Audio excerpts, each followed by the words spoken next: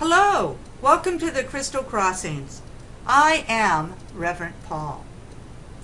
Now, many of you may have seen what was written on the Dalai Lama's Facebook page on September 11th, 2012, and I'd like to share that with you right now. All the world's major religions, with their emphasis on love, compassion, patience, tolerance, and forgiveness, can and do promote inner values. But the reality of the world today is that grounding ethics in religion is no longer adequate. This is why I, meaning the Dalai Lama, is increasingly convinced that the time has come to find a way of thinking about spirituality and ethics beyond religion altogether. Now, just think about that statement for a minute. I think that statement shows how far we have actually come in our awakening process. It was also interesting to note that a review in the Los Angeles Times was done on the Dalai Lama's work, and they said by no means was he denouncing faith, but rather highlighting the need for a universally shared ethos that is rooted in compassion and is relevant in this modern age. A metaphor that the Dalai Lama likes to use goes like this. The difference between ethics and religion is like the difference between water and tea.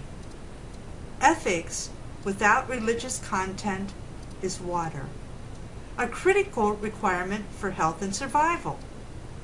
Ethics grounded in religion is tea, a nutritious and an aromatic blend of water, tea, leaves, spices, sugar, and even in Tibet, a pinch of salt. But however the tea is prepared, the primary ingredient is always water, he says.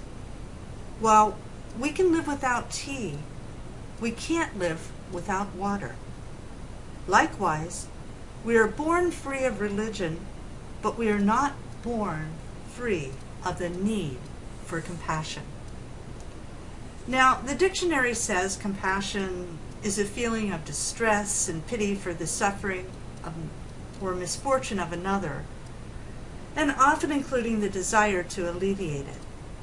But I really like the Dalai Lama's explanation, and I quote, that he would like to explain the meaning of compassion, which is often misunderstood. Genuine compassion is based not on our own projections and expectations, but rather on the rights of the other, irrespective of whether another person is a close friend or an enemy. As long as that person wishes for peace and happiness and wishes to overcome suffering, then on that basis we develop a genuine concern for his or her problems. This is genuine compassion. And usually when we are concerned about a close friend, we call this compassion. This is not compassion, it is attachment. And even in marriage, those marriages that last only a short time do so because of attachment, although it is generally present, but because there's also compassion. And marriages that last only a short time do so because of a lack of compassion. There is only emotional attachment based on projection and expectation. When the only bond between close friends is attachment, that even a minor issue may cause one's projection to change. As soon as our projections change, the attachments disappear, because that attachment was based solely on projection and expectation. Is it possible to have compassion without attachment? And similarly, to have anger without hatred?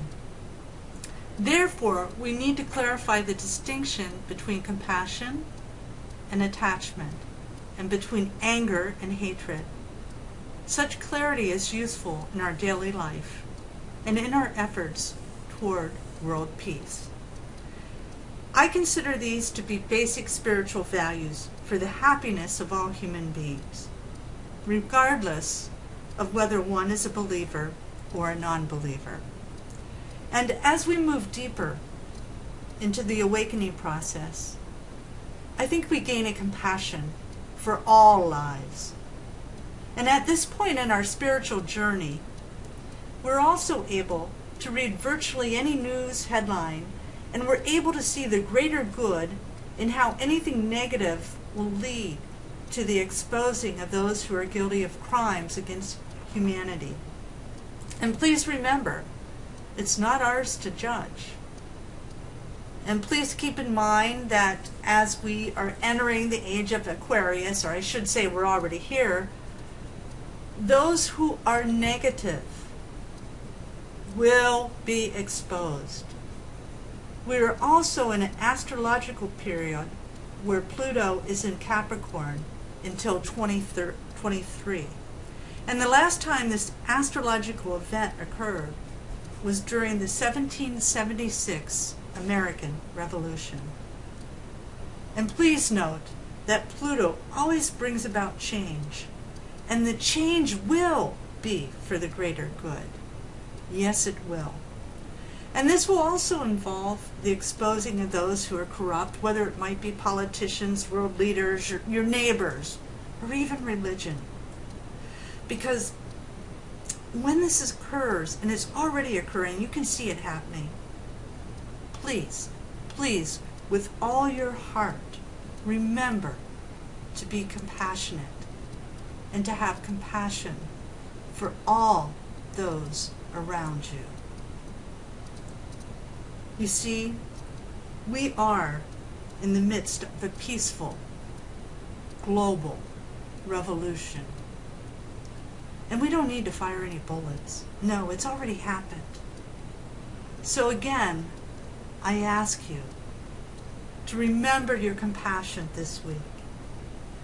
And please, when anything or anyone pops you out of your toaster, just remember to hold them in compassion.